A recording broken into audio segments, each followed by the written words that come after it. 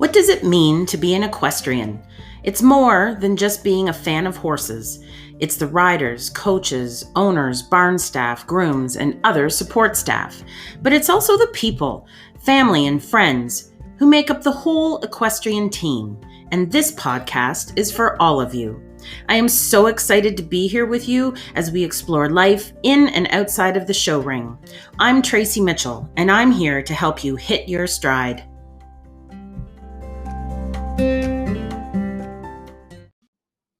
Welcome back to Hitting Your Stride. Today, I wanted to talk about something that's been on my mind. I know in my first podcast, I gave you a bit of an insight as to who I am and a bit of my story, which is what I had fully intended to do. So, mission accomplished. Something has been weighing on me, however, like there was something else I wanted to say or share, and I figured out what it was. I want to, and I must share why I am here on this podcast and why I became a life coach. I know I am where I am meant to be, and definitely where I want to be on this journey of life coaching. It is easy to get caught up in all the beginnings of it all of the business things that need to be done and everything social media and all the stuff behind the scenes too. God only knows I have heard 1,000 times. People won't know you are there unless they see you. Put yourself out there. So here I am. I am learning as much about myself right now as I am about the flow and skills of life coaching, and I am enjoying every bit of it.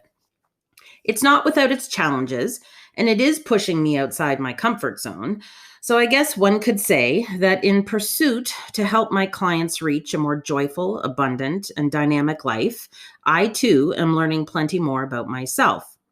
Wouldn't you want to know that your life coach had been pushed outside their comfort zone a few times and learned how to handle it? That only allows for more growth and connection through experience. Before I began my training to become a life coach, I already knew 4 very solid things about myself. I am an educator, a healer, a communicator, and a motivator. These 4 things I learned through my tough times, my mistakes, and those occurrences in life that offered more tests and trials than anyone would like to have.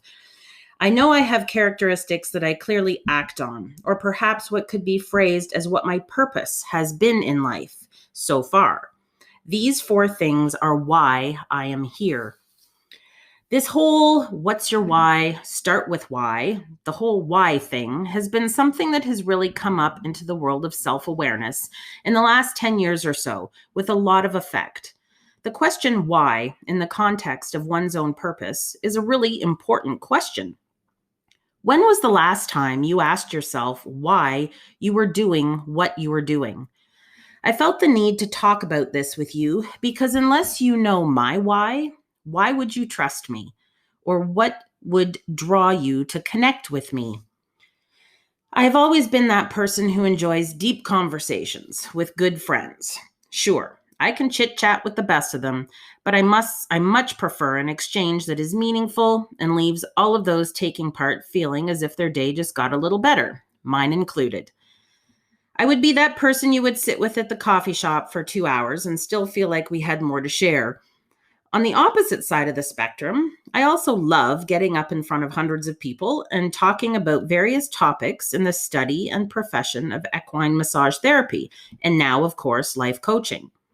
Public speaking has never bothered me. I was first introduced to it at the age of 8 years old when I won the class speaking contest.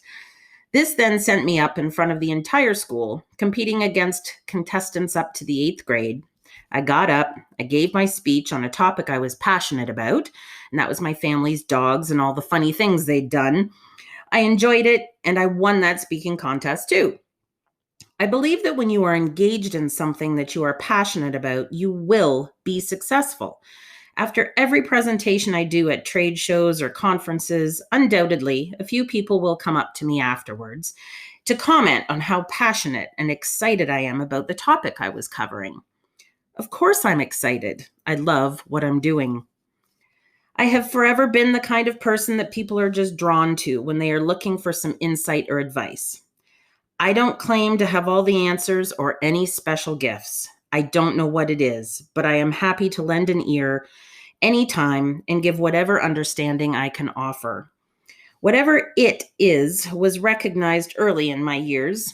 At the age of 12, I won the Citizenship Award in my public school. I was the person in the class always there to help a classmate when they needed a friend. I also have a strong intuitive side, and as I have gotten older, I have learned to respect it, trust it, and most importantly, listen to it. When I was teaching, one of the things I loved the most was inspiring and motivating my students to dig deep, be brave, and be okay with testing themselves. It didn't matter how many weeks of preparation they had available to them to prepare for those oral practical exams. It was always days before these exams when they needed the pep talk or their motivation.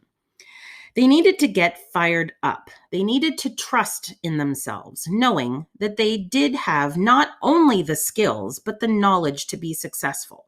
They needed to face their fears of failure and self-doubt, believe that they would be just fine and succeed because they had worked hard to prepare themselves. They needed to know that I believed in them. I want to help people learn from my experiences. I want to motivate those who need motivation. One of the greatest gifts my dad gave me was the gift of tenacity and determination. If he ever saw me lagging in motivation or getting a little off track in my studies, responsibilities, or goals, he would have a sit down with me. I will never forget the first time he asked me to sit down at the kitchen table with him. I was 14 years old and in grade 9. I think he sensed that I was becoming a little too distracted with the new social life in high school and wanted to make sure I stayed on track, as he knew I had goals for my education. He asked me, "Do you want to be a talker or do you want to be a doer?"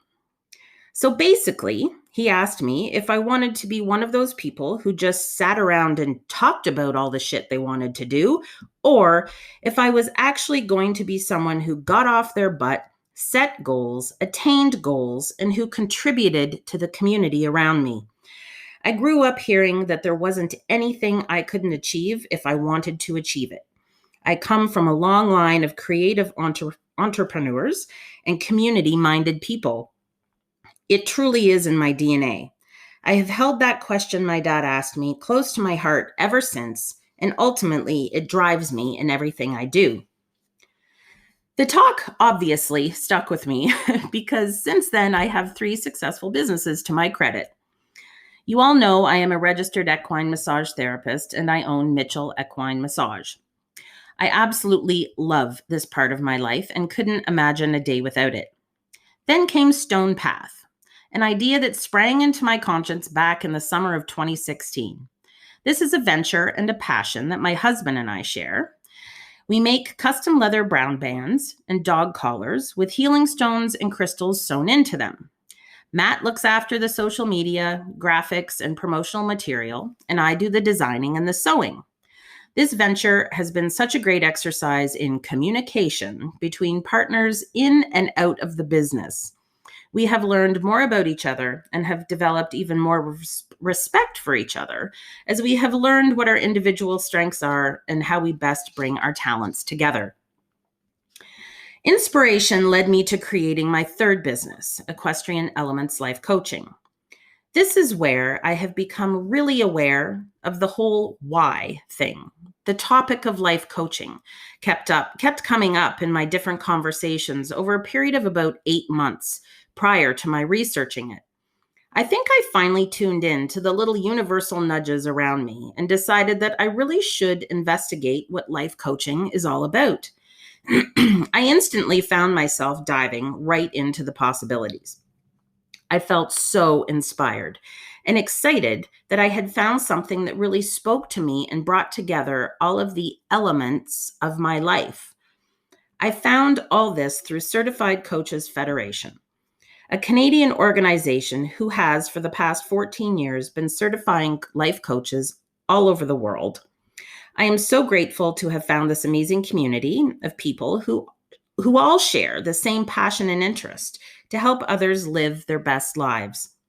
The knowledge base and support system I have access to is incredible. And through this process, I have realized that every step I have taken up until now has genuinely brought me to my why.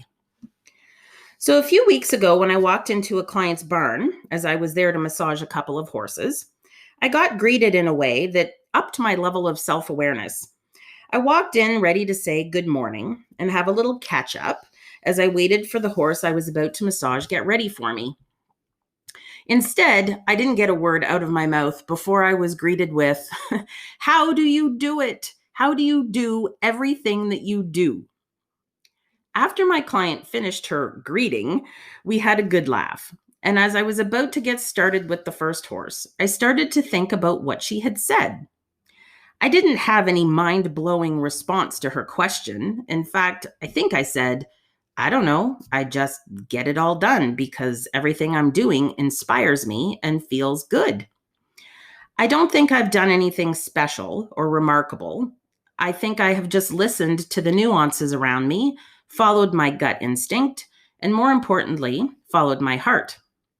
This was one of a few conversations I'd been having with people since I had started coaching that reinforced for me that I had something to offer to those who have already reached out and have started working with me, and those who have yet to listen to those little nudges. My why, my cause, or my belief, however you want to say it, stems from who and what I value. I value my community that consists of hardworking horse people in every facet of the industry. I value not only the people within my sphere, but also the horses. What an incredibly beautiful, strong, and intelligent being the horse is. Some of my best conversations I have been with horses. They have taught me to listen and to be more aware in my senses. I value authenticity and the road of self-discovery. I value the importance of sharing one's experiences and being an open book so that those who are searching for answers have the opportunity to learn more about themselves. I believe that the tough times are more important than the easy ones. I know that the human spirit is much stronger than we give it credit for, and that in order to grow, we must face discomfort. Every bit of this fuels me to help you find your why and embrace a self-empowered mindset. What do you value in your life? Are you feeling stuck and perhaps living a life that doesn't quite resonate with you and what you had envisioned for yourself? Some of you may already have found your why, and that is amazing. Others of you may have an inkling as to what your why is, but you're just not too sure how to follow through with it. Maybe you need a plan. Remember, the space outside the comfort zone is where the magic happens. Everybody has a story, and each one of us has something to share about our own experiences. And in turn, we can learn so much from each other. We all have something to offer. I want people to feel like they can safely share the tough times that have shaped them. Every single one of us has been through some really shitty times and some really happy times. But like I said, it's the challenging, stressful, hectic, confusing, and seemingly in the moment, agonizing and heartbreaking times where our real growth takes place. It's when those tough life lessons start to filter out of our direct consciousness that we can then look back and see what there was to learn. It's what we do with those lessons and the mindset we gain from them that sets us up and moves us forward in life. I am so passionate about mindset and how our thoughts and feelings can have such a profound effect on us. Someone's mindset can set them up for success or failure before they have even set foot towards whatever lies ahead. Let the steps that you take forward from here on out be bold. Know that whatever adversity awaits you, you can handle it. You will come out the other side stronger, braver, and equipped to deal with whatever comes your way. Thank you for joining me today. I know this was short and sweet. Thank you for taking the time to listen to this message, my why, and what it is that I wish to bring to your life. If you are listening to this thinking you need to find your why or what you need to work on for your mindset to help you achieve the great success you know you are destined for, then please feel free to reach out. I will be happy to connect with you. So until we come together again in the next episode, take care and be well.